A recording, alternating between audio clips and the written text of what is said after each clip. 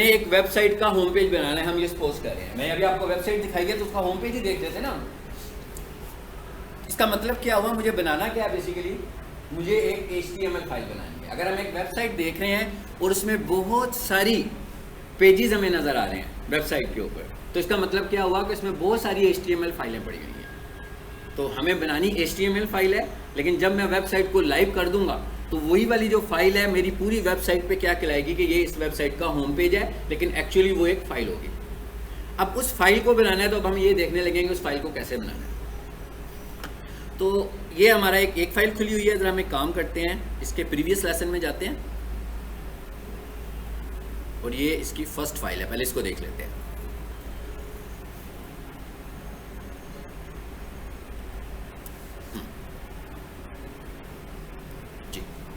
इसमें बहुत छोटा सा कुछ लिखा हुआ है, बहुत मुख्तसर सा मैंने लिखा हुआ है ना। मतलब आप समझ लेंगे ये आपको पहली HTML फाइल बनानी है, या मैं यूँ कह लूँगा मेरी वेबसाइट बस इसी पर मुश्तमिल है। सपोज कर रहे हैं कि मैंने एक वेबसाइट बनाई है, मैंने एक डोमेन खरीद ली, डोमेन के बाद मैंने होस्टिंग ली, ठीक है। उसके बाद मेरे पास सब कुछ आ गया, मैंने कहा अपनी वेबसाइट बनानी है मैंने, लेकिन अभी अंडर कंस्ट्रक्शन है। तो मैं कहता हूँ भाई अपनी डोमेन पर वेबसाइट पर जाकर कोई भी बंदा मेरी वेबसाइट पर आ सकता हो, लेकिन अभी वेबसाइट बन रही है, मैंने डेवलपर को दी है, उसने कहा भाई अभी तो महीना लगेगा आपकी वेबसाइट बनने में। तो उस पर मैंने लिख दिया पेज अंडर कंस्ट्रक्शन या वेबसाइट अंडर कंस्ट्रक्शन। तो इसका मतलब क्या हुआ, मुझे एक HTML फाइल तो अभी भी बनानी है जो मैं as a home page load करूँगा। तो अब HTML फाइल कैसे बन रही है ये देखें। सबसे पहले हमने देखना है कि इस फाइल का स्ट्रक्चर क्या है। इस फाइल का स्ट्रक्चर ये है कि आपने एक तो आपने इसको नोटपैड में प्रेफरेबली बनाना है। इसके बाद जैसे आप थोड़ा सा एडवांस लेवल पर जाओगे तो मैं आपसे कहूँगा कि हम इसे नोटपैड प्लस में बनाएंगे, ठीक है। नोटपैड प्लस जो है वो HTML फ्रेंडली टूल है हमारे पास और फ्री टूल है। आप गूगल पर जाकर नोटपैड प्लस लिखोगे, डाउनलोड करना, आपके पास इंस्टॉल हो जाएगा। मतलब उसमें ना कोई पैसे लगेंगे, ना ही वो ट्रायल वर्जन होता है, ठीक है, फ्री कंप्लीट वर्जन होता है। अच्छा, यहाँ पर लिखा हुआ है जी HTML और एंड पे लिखा हुआ है /HTML, ठीक है। सो बेसिकली इसे हम बोलते हैं स्टार्ट और एंड। तो मैं यूँ कहूँगा कि HTML और एंड HTML, यानी ये मेरी साइट का एक स्ट्रक्चर है। इसका मतलब ये है कि मैं बता रहा हूँ कि इस पेज के ऊपर मैं जो कुछ भी लिख रहा हूँ वो सबके सब HTML टैग्स हैं। यानी स्टार्ट पे लिख रहे हैं HTML और लिख कैसे रहे हैं हम, एक लेस देन का निशान लगा रहे हैं और एक ग्रेटर देन। लेस देन का मतलब है कि हम स्टार्ट कर रहे हैं, ग्रेटर देन का मतलब क्या है, लेकिन हमने इसको ये जस्ट मैंने आपको सिंबल का नाम बताया है, ठीक है। तो इस तरीके से हमने इसको लिखना है। अच्छा, अब पहले मरहले में हम क्या समझ रहे हैं, अपनी वेबसाइट का स्ट्रक्चर समझ रहे हैं। अब मिसाल के तौर पर मैंने अभी साइट खोली हुई थी, अगर मैं यहाँ से कहूँ कि जो मैं वहाँ पे काम कर रहा हूँ वो यहाँ पे कौन सी जगह है, ठीक है। ये जो है ये हमारे पेज की बॉडी है। ये वाला हिस्सा जो है जो मैं HTML में जाकर काम करने लगा हूँ, बॉडी वाला जो पार्ट है वो ये वाला है, और जो टाइटल वाला पार्ट है या हेड वाला जो पार्ट है वो ये ऊपर वाला आ रहा है बस अभी तक। आगे जाकर शायद कुछ बढ़ भी जाएगा, लेकिन अभी सिर्फ ये वाला हिस्सा जो है ये हेड का पार्ट है। तो अब अगर मैं वापस इधर आऊं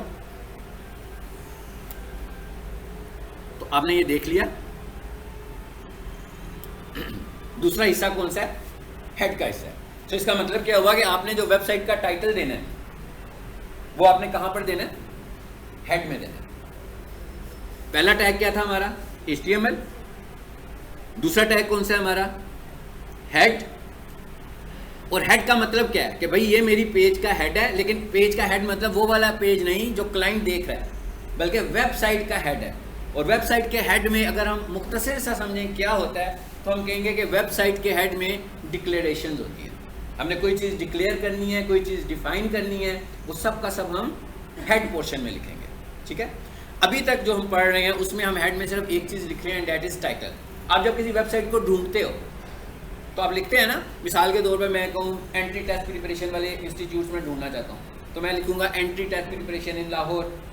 तो क्या होगा, एक वेबसाइट आ जाएगी और वेबसाइट जो आपको दिख रही होगी सबसे ऊपर उसका बेसिकली वो टाइटल पिक करेगी। यानी वो टाइटल आपको नज़र आएगा और नीचे उसका URL आ रहा होगा। पहले उसका टाइटल नज़र आ रहा होगा, फिर उसका URL का मतलब उसका एड्रेस नज़र आ रहा होगा हमें, ठीक है।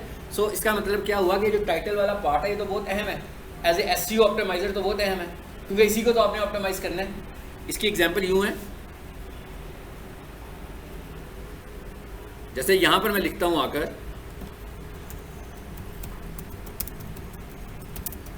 जी, क्या लिखा मैंने, प्रोफेशनल किचन इक्विपमेंट। बेसिकली मेरा ये कीवर्ड है जिसके ऊपर मैंने अपनी वेबसाइट को रैंक करना है। एंटर करते हैं जी। हायरार्की देख लेते हैं, जब हम गूगल पे कोई चीज़ सर्च करें तो किस हायरार्की के साथ आती है।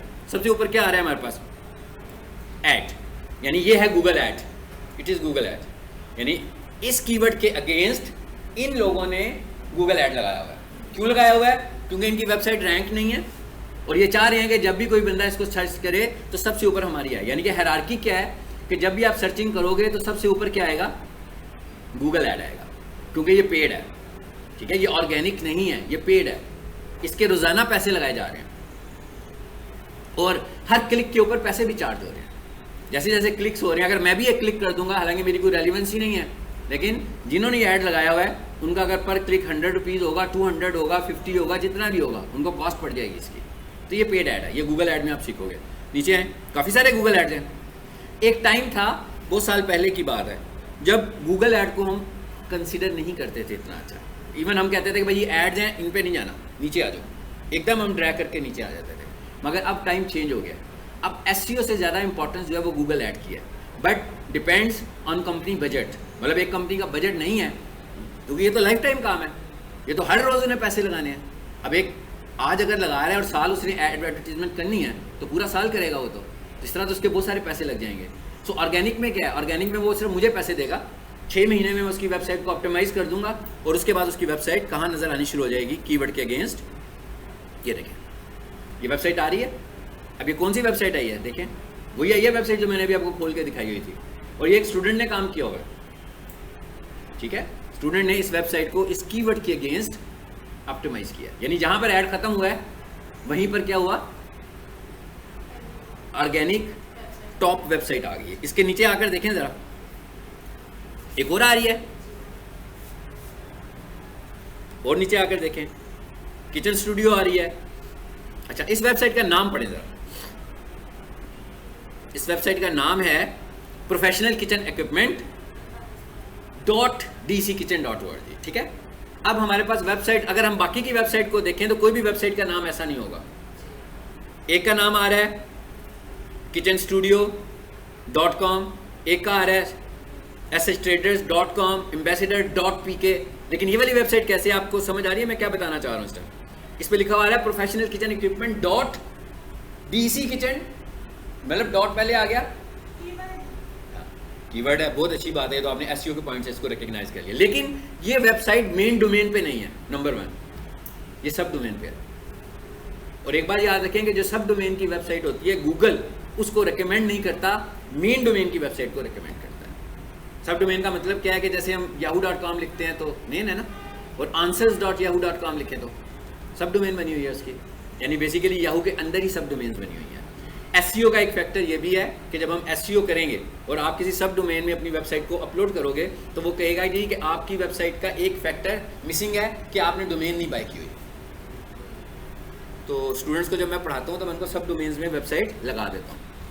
तो बेसिकली ये सब डोमेन में वेबसाइट लगी हुई है। ये भी एक साइंस है कीवर्ड्स को ऑप्टिमाइज करने की। मिसाल के तौर पर मैं एक वेबसाइट के ऊपर 10 कीवर्ड्स ऑप्टिमाइज करना चाहता हूँ, लेंथी काम हो जाएगा, लंबा काम हो जाएगा और टाइम टेकिंग भी होगा। लेकिन मैं क्या करता हूँ कि मैं अपनी वेबसाइट पर 10 कीवर्ड ऑप्टिमाइज कर रहा हूँ, फाइन, ठीक है, और मैं क्या करता हूँ इन 10 कीवर्ड को डिवाइड कर देता हूँ 10 वेबसाइट्स के ऊपर, और मैं उसके अंदर इन 10 वेबसाइट्स की अलग-अलग 10 वेबसाइट्स बना देता हूँ। अब इसका मतलब क्या हुआ, मैं एक एक कीवर्ड को टारगेट कर रहा हूँ, कीवर्ड इजीली टारगेट हो जाएगा, हर कीवर्ड इजीली टारगेट होगा और कंपटीटर से ऊपर आ रहा होगा। बिल्कुल इस केस में भी यही होगा, इस केस में भी बिल्कुल यही होगा। कमर्शियल किचन इक्विपमेंट लिखेंगे तो नहीं आएगी ये साइट, कमर्शियल किचन लिखेंगे तो और दूसरी आ जाएगी, प्रोफेशनल किचन लिखेंगे तो और दूसरी आ जाएगी, pizza oven, commercial pizza oven लिखेंगे तो और दूसरी आ जाएगी। तो हमने किया क्या, हम कह रहे हैं कि भाई एक पे टारगेट किया है लेकिन हर किसी पे तो ये पहले नंबर पे नहीं आने वाली ना। तो हमने क्या किया, इसकी 10 सब डोमेन्स बनाई अलहदा से और हर किसी वेबसाइट का कंटेंट चेंज कर दिया। कोई मसला नहीं है, एक टेम्पलेट के साथ भी मैं कर सकता हूँ। टेम्पलेट कॉपी करना और कंटेंट कॉपी करना ये दोनों अलग बातें हैं। कंटेंट कॉपी करेंगे तो गूगल आपको कंसीडर नहीं करेगा, लेकिन अगर आप टेम्पलेट कॉपी करेंगे तो ये गूगल का मसला नहीं है, ठीक है। टेम्पलेट कॉपी कर सकते हैं, इसमें किसी को कोई प्रॉब्लम नहीं है। यानी कि मेरी ये इसहाक वेबसाइट वाली, हॉस्पिटल वाली वेबसाइट देख रहे थे ना, दोनों का बिल्कुल स्ट्रक्चर ऑलमोस्ट एक जैसा था, सिर्फ उतना चेंज था जितना हमने चेंज करना था, बाकी मेनली वही स्ट्रक्चर चल रहा था। और इस तरह की बहुत सारी वेबसाइट्स की होंगी हमने। तो टेम्पलेट कॉपी करना नो इशू, गूगल को इस पर कोई एतराज़ नहीं है, कोई एसईओ का फैक्टर ओवरराइड नहीं होता। लेकिन कंटेंट कॉपी करूंगा तो आप नज़र ही नहीं आएंगे, ठीक है। कंटेंट कॉपी करने से तो आप नज़र ही नहीं आते हो, ठीक है। सो एक ये साइंस है। तो अभी सबसे पहले तो मैंने आपको बता दिया कि हमने क्या किया हुआ है, सब डोमेन्स पे काम किया हुआ है, और सब डोमेन में भी वेबसाइट बनाकर 1 महीने में ये वेबसाइट रैंक हो गई थी। और ये मेरा ख्याल है कि 1.5-2 माह पहले की रैंकिंग है। इस पर अब मेरा ख्याल अब करता भी नहीं है बच्चा काम, छोड़ दिया भाई। तो मैंने खुद से उसको अपनी डोमेन पे सब कुछ लगवा दिया था। अच्छा चलिए, ये बात हो गई है। अब हमें ये पता लग गया। अब आप ये देख रहे हो यहाँ पर क्या लिखा हुआ आ रहा है, प्रोफेशनल किचन इक्विपमेंट आ रहा है, ये लिखा हुआ है। बेसिकली ये क्या है, अगर मैं इस वेबसाइट को खोलूं, ऑलरेडी मेरा ख्याल है खुली हुई है जी, ये क्या है, पेज सोर्स। मैं इस वेबसाइट का सोर्स देखने लगा हूं। सोर्स का मतलब कोड देखने लगा हूं जी। इसे देख के काफी डर लग रहा है ना, काफी लंबा चौड़ा है कि कैसे ये हम कैसे अंडरस्टैंड है। हमें इस इतने लंबे चौड़े कोड से कोई कंसर्न नहीं है, कोई टेंशन नहीं लेनी हमने कि क्या हुआ है। वो तो सारी चीज़ें इसमें लगी हैं, हमने इसमें से सिर्फ उन चीज़ों को आइडेंटिफाई करना है जिनके साथ हमने एसईओ करनी है। और इस वक्त हमने एक चीज़ आइडेंटिफाई करनी है, क्या बता, टाइटल। टाइटल को देखा ना हमने, तो हम देखते हैं कि इसका टाइटल कहाँ है। स्टार्ट पर आते हैं जी।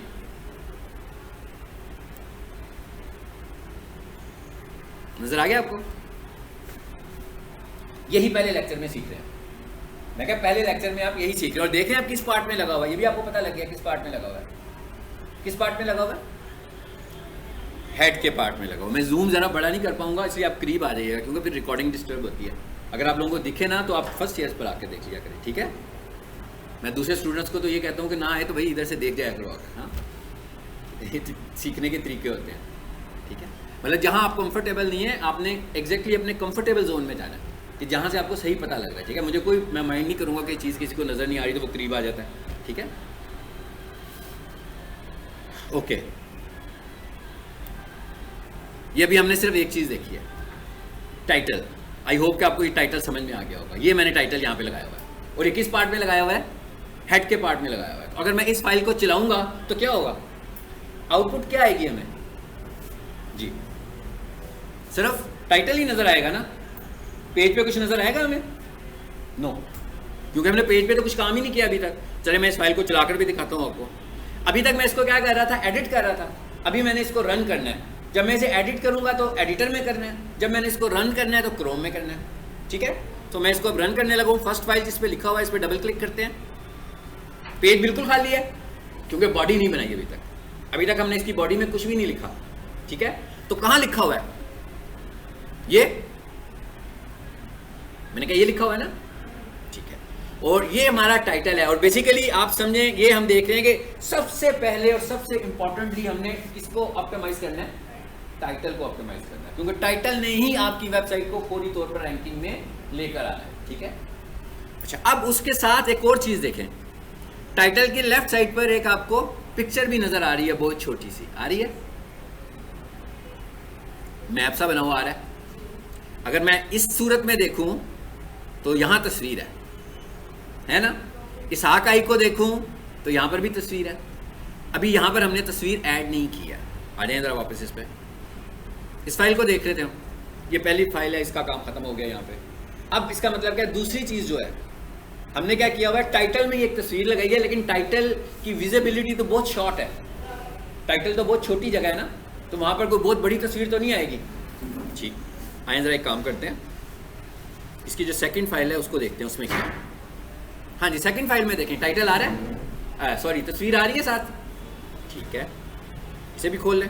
कैसे खोलेंगे इसे? राइट क्लिक करके।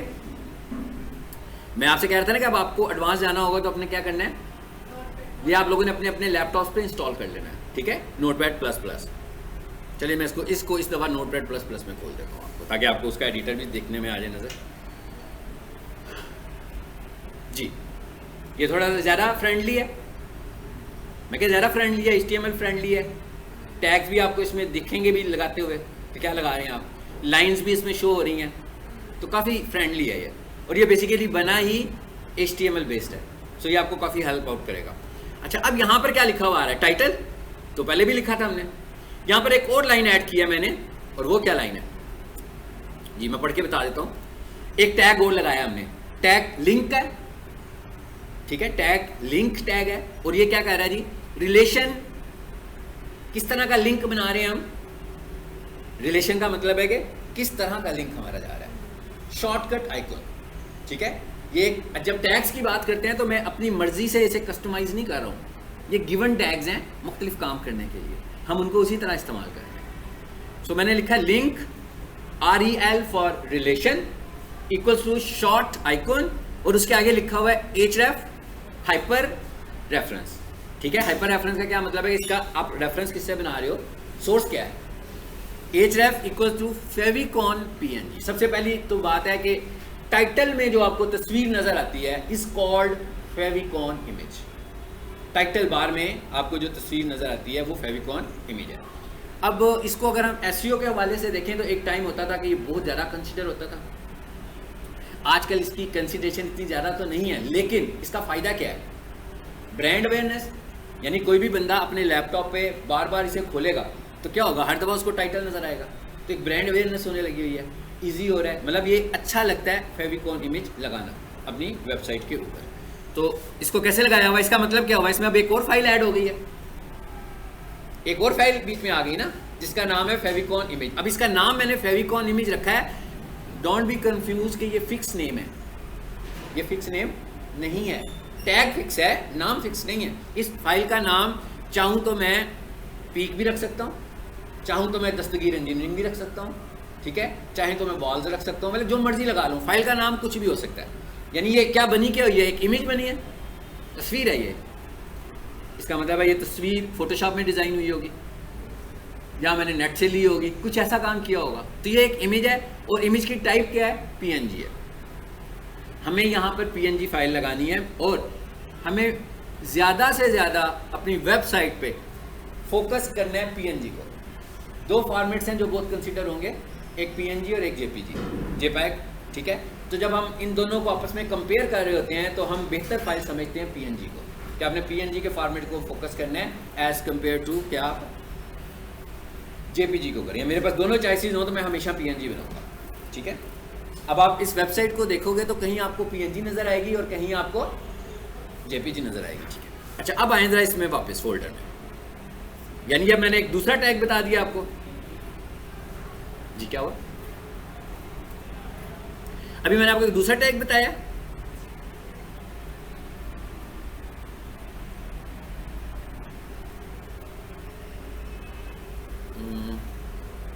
अच्छा इस फाइल को हमने खोला नहीं था अभी, अच्छा इसको हमने इसमें खोला था, ठीक है, ओके। और इस फोल्डर में आया था जहाँ पर सेकंड फाइल पड़ी हुई है जी। यहाँ पर आपको कुछ और भी नज़र आ रहा होगा HTML फाइल्स के अलावा, अरे क्या नज़र आ रहा है जी? फेविकॉन। और मैं इस पर माउस रखूँ तो इसका साइज़ कितना आ रहा है, देखें 725 बाई 725। अच्छा, अब इतना बड़ा साइज़ तो नहीं है उधर, उधर तो बहुत छोटा साइज़ नज़र आ रहा है हमें। बेसिकली ये स्क्वायर शेप में बनाते हैं। अब स्क्वायर शेप को अगर मैं बनाने की बात करूं तो मैं कह सकता हूं कि 32 पिक्सल्स बाई 32 पिक्सल्स, ये भी स्क्वायर शेप है। 64 पिक्सल्स बाई 64 पिक्सल्स, ये भी स्क्वायर शेप है। 128 पिक्सल्स बाई 128 पिक्सल्स, ठीक है। सो रिकमेंडेड साइजेस तो ये वाले हैं। तो अगर आपको कम पिक्सल्स के ऊपर लगे कि भाई ये तो विजिबिलिटी इतनी अच्छी नहीं आ रही, तो आप इसको बड़ा स्क्वायर शेप में भी बना सकते हैं। अब हमने इसको रखा क्योंकि हमने इसे कहा कि आइकॉन, हमने कहा था ना शॉर्टकट आइकॉन है इसका रिलेशन, तो उसने इस तस्वीर को पूरा नहीं दिखाया बल्कि उसको आइकॉन की सूरत में दिखाया, एक छोटे से आइकॉन की सूरत में दिखाया, ठीक है। अब हमने किया क्या है कि इसको हम जहाँ से रन कर रहे हैं बेसिकली वहाँ पर हमने इमेज को भी कॉपी कर दिया, बस और कुछ नहीं किया। मैंने इमेज को कॉपी कर दिया, आप सब देख रहे हैं ना इमेज कॉपी है। कहाँ पे कॉपी है, किस फोल्डर में कॉपी है? जिस फोल्डर में सेकंड की फाइल कॉपी है उसी फोल्डर में इमेज भी कॉपी है, ठीक है। आ जाए वापस जी, समझ आ गई इस बात की आपको? यानी मैंने दूसरा काम क्या सीखा है, image favicon image title bar में लगाना, मतलब ये दो चीज़ें हमने देखी। एक टाइटल बार में अपने कह लें कीवर्ड को ऐड करना। कीवर्ड क्या होता है ये हम एसईओ में देखेंगे यार, ठीक है, डिटेल के साथ कीवर्ड होता है क्या। हम कह रहे हैं हमारा जो कीवर्ड है या जो हमारी सर्च टर्म है उसको हमने टाइटल में यूज़ कर लिया और साथ में अपना लोगो भी यूज़ कर लिया ब्रांड अवेयरनेस के लिए, ठीक है, ताकि कोई भी बंदा हमारी साइट खोले उसे पता लग जाएगा मैं कहाँ पे आया हूँ। हर बार खुलने से वेबसाइट उसके सामने आ जाएगी। आपकी क्लास 11 बजे थी मेरा ख्याल है। अच्छा, मेरी थोड़ी सी मिसअंडरस्टैंडिंग थी, मैंने समझा था कि 11:30 पर है, तो इस वजह से मैं 11:30 पर आया। तो आप लोगों ने निकलना तो नहीं है, जल्दी 5-10 मिनट और ले लें। मैं चाह रहा हूँ कि कुछ थोड़ा सा स्ट्रक्चर आज आप समझ लें। अच्छा, अब देखिए मैंने पहले आपको एक बेसिक फाइल बताई है, उसके बाद सेकंड फाइल बताई है, अब हम तीसरी फाइल की तरफ जा रहे हैं। वो कौन सी थी? हेडिंग स्टाइल्स वाली फाइल। एक और चीज़ याद रखें, जितनी इंपॉर्टेंस टाइटल को है उतनी ही इंपॉर्टेंस हेडिंग को है। जितनी इंपॉर्टेंस टाइटल को है उतनी ही इंपॉर्टेंस हेडिंग को है।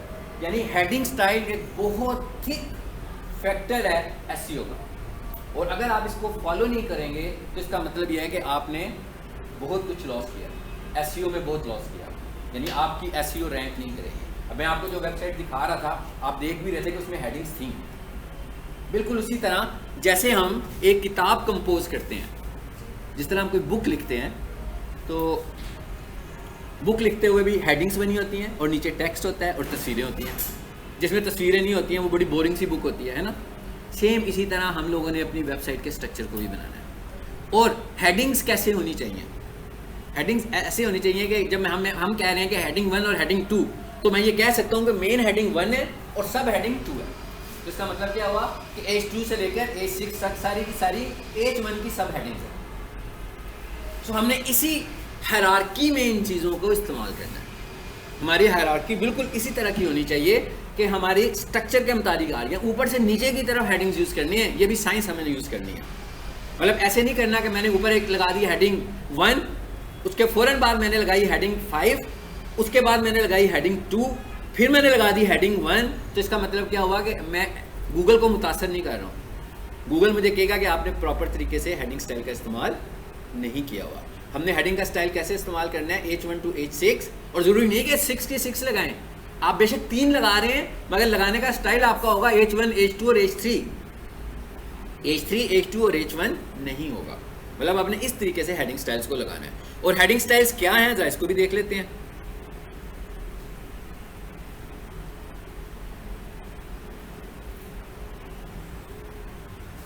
हेडिंग स्टाइल के लिए हम वापस उसी फाइल में आ जाते हैं। ये है हेडिंग प्रैक्टिस। अगर आप इसको समझने की कोशिश करें, सिर्फ हेडिंग को देखना है, आपने भी और कुछ नहीं देखना। क्या लिखा हुआ मैंने सर? H1 कहाँ से शुरू हुआ जी? H1 किधर है? ऊपर ही रहेगा ये मेरा ख्याल है। ये /H1 क्यों लिखा है? बस इतनी लाइन समझनी है आपने, और कुछ समझने की कोशिश नहीं करनी है अभी इसमें। मैंने कहा /H1 क्यों लिखा है? मतलब नहीं चीज़ मिक्स हो रही है, सब डोमेन नहीं /H1 क्यों लिखा मैंने जब लेक्चर शुरू किया था तो मैंने क्या कहा था कि जब भी कोई टैग लगाना है उसका एक स्टार्ट है और एक उसका एंड है। तो ये स्लैश का मतलब क्या है? आप स्लैश ना बोलें इसको, नेक्स्ट टाइम आप इसे कहें एंड टैग, ठीक है? यानी कि जिसके साथ भी स्लैश आ गया समझ लीजिए ये एंड टैग है, ठीक है?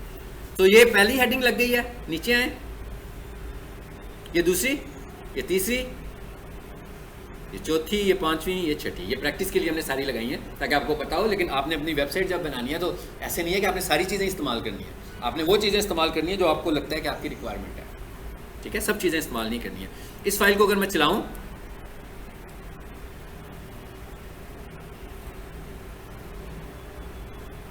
ये डबल क्लिक करते हैं जी, ये ऊपर वाली आ गई पहली और ये वाली आ गई नीचे। दरमियान में जो लिखा हुआ उसे छोड़ दें अभी फिलहाल।